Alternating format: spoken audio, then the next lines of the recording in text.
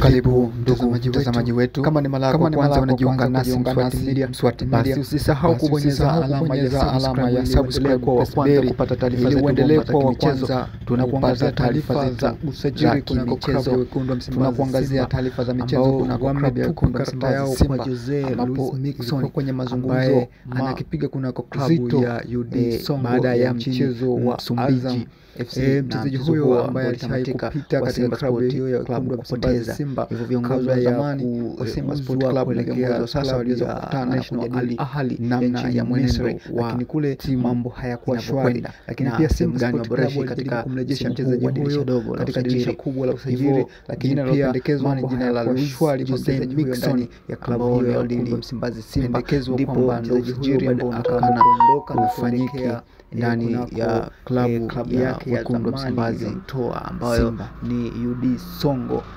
Baada ya kwenda kule ndipo alianza upya kujitafuta na alifanikiwa pia. Ukiangalia kwa msimu huu ndo top scorer wa UD Songo. Ni mchezaji ambaye ana mabao amemaliza msimu akiwa na mabao 14 na ndio timu yake ya UD Songo imeweza kuchukua ubingwa wa Msumbiji. Hivyo Simba wameendelea kujadili jina hilo la mchezaji huyo, kama wanaweza kumrejesha katika klabu hiyo, na kama Simba atafanikiwa kumrejesha mchezaji huyo, basi jina la Joshua Mutale ataweza kutolewa kwa mkopo ama kuvunjiwa mkataba.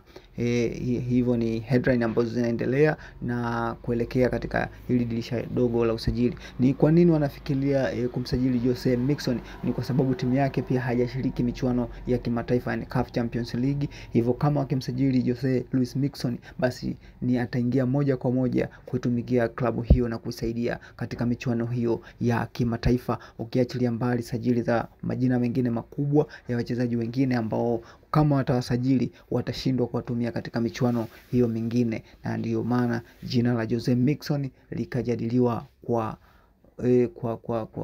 mtazamo wa kipekee zaidi, kulingana na kwamba Simba inahitaji mchezaji ambaye ataenda kuonyesha direct impact katika klabu hiyo, na sio mchezaji ambaye atacheza labda ligi tu ya ndani lakini kimataifa hatocheza. Ikumbukwe pia Simba aliweza kupoteza michezo yake miwili ya CAF Champions League, hivyo anahitaji kupata matokeo mazuri na kuweza kufuzu katika hatua ya makundi na kwenda hatua ya robo finali.